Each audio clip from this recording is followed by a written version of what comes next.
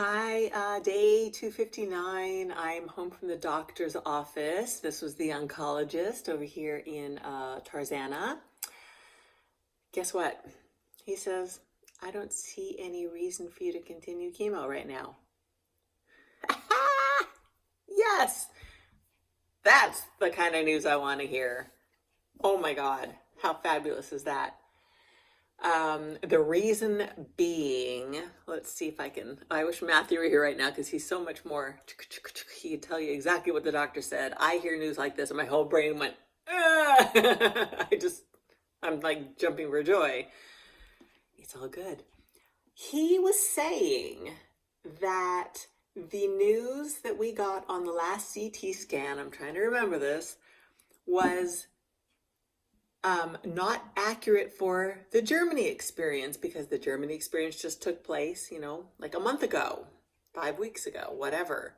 He says that's not a long enough period of time for dead cells to whatever get,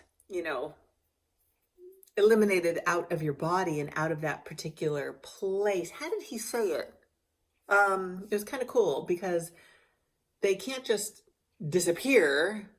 They have to, like the area is still there, so it has to get new cells replaced and old cells pushed out and pooped away. Remember, bye poop, bye cancer. So it takes a little time. It just doesn't happen overnight. So the information that we got on the last CT scan was literally great news because it took a 3 point something, whatever it was, the size, and almost dropped at 50%. And this was pre-Germany, is how I'm understanding this. So if we take another scan in a couple months, he says that is then going to show us what happened in Germany. So holy cow, this could be like super, super great. I don't know. We're going to find out. Hi, Bhima. Guess he wants to come say hi. He's happy too. He has not left me. He has not left my side. He wants to come say hi. He's going to sit up here with us while we talk. Hold on one sec. Come here. Hi. Oh, come here, big boy. Oh my goodness. Oh my goodness. Say hi to everybody. Say hi to everybody. Oh my goodness. I know. Always has goopy eyes. It's just the way it is. He's just my pal. Holy moly, he just does not leave my side. It's just so cute. He sleeps at my head though. You ever had like fur in your freaking eyeballs and in your nose and in your mouth when you wake up? Yeah, that's what I'm dealing with. Well worth it. It doesn't matter. Okay, so back to my, not my cancer, because it's not my cancer. Back to the tumor and its non-existence. So he's not sure, how much of it worked in Germany. He's not a fan necessarily, but he says he's also not going to say no to something like that because there's always something new to learn. And cancer doesn't, pancreatic cancer doesn't, just doesn't work normally. It's not a normal cancer. It doesn't follow any rules. It's definitely one of the toughest to figure out. It just does what it wants to do when it wants to do. So we're just going to continue being monitored. I'm going to go for another blood panel in a month, probably a CT scan a month after that, because we can't have too many too soon. It's really not good for me. Neither is cancer. Neither is a tumor. But I forgot what I was going to say. I'm just happy. I don't know. I'm not talking in a normal fashion right now. My brain's just sort of, yay, I'm happy. He's a cool doctor. He's pretty cool. He says, you don't mind if you don't, go back on chemo for a while. And I'm like, mind? No. He said that the dose that I've been using is so low that he didn't think that it was worth staying on it because it was so low. What could it possibly be doing? That's That's not what the other doctor was saying, though. My other doctor out here, he says it's probably working like an immunotherapy because it's just like helping my system, helping my system. So anyway, it's very confusing. All the doctors, they have kind of a different mindset. Whatever. It's working. It's the cocktail. I just call it the cancer cocktail. I think it's the cocktail version that's putting it all in my favor.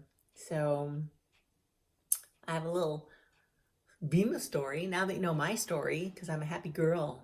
I'm home. I'm happy. I'm healthy. I feel good. Bhima had, on this ear right here, he had this like a growth.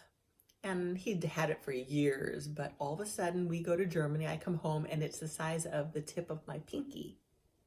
That's pretty darn big, especially on a tiny little ear like that. And it got so heavy that it was starting to fold his little ear over. He's sound asleep. And he was annoyed by it, it's like he kept shaking his head. So, and he's 16 and a half. I didn't want to take him to the vet, but I saw it was bugging him. I'm like, all right, whatever. And it's a new vet, and they were very kind, the woman, and she says, do you want, look at his teeth are in bad shape. No. I said no. She says, okay, I get it, he's 16 and a half. I'm like, he doesn't need anything done that's going to cause him pain. This is my way of thinking. And I said, can you just cut and squeeze out whatever's inside the ear, just get rid of it because it's bothering him. She says, yes, that we can do. Because she asked, do I take a sample and biopsy? I'm like, no. Why? Why would I want to know if it's cancer? Who cares? He's 16 and a half years old. No, just get rid of it. Can you just cut it off? And she says, that's what I would do if it were my cat. I'm like, then bingo, that's what we're going to do. And so she did. So little Bhima here, he had a cone. Oh, it was horrible. He had a cone around his neck, like you see on dogs, but dogs kind of get it, and they're still hungry on Thursday. They eat and drink, but cats, he was freaking out. He's just like, I can't eat and he can't drink. And and I had to take the lids off of the litter boxes because he tried to go in, kink, kink, kink. And now he's like, gotta pee, and he doesn't know where to go. It was just a nightmare. So I was a mess for him for a couple days, and I took it off in the middle of the night, and he was just like, freedom. And I was hand feeding him, and I was hand watering him. Sounds like a plant. Anyway, I had to hand water him out of a little teacup. And when I took the freaking thing off, he's just like, oh my God, I get to eat and drink at will. And he knew I was protecting him. Anyway, where I'm going with that story is he just wants to be held all the time. And when I sit on the bed and he's sound asleep, he will wake up and go to where I'm sitting and get on my lap. Or if I lay down, he goes right on my shoulder. It's like, oh, Bhima, he's so cute. He's just a lover. He's just all love. And he's all of 12 pounds. Okay. Now you know about me. Now you know about Bhima. That's all that's going on around here. Matthew, thank God, is happy, healthy, and at work currently. So I'm going to sign off. And if there's more that I have forgotten, which a ton I did forget, because like I said, he is the person that remembers the details. I just remember what I feel. And when I heard those words, no more chemo, I'm like, my brain shut off. Like I said, that's all I needed to know. Happy me. Happy me. Yay. All right. I'm going to sign off. I'll talk to y'all later. Mwah and mwah. Love you. Love me. Talk to you later. Talk to you soon. I'm surrounded by freaking cat hair again. Ah! He sheds like crazy. Ciao. Bye, y'all.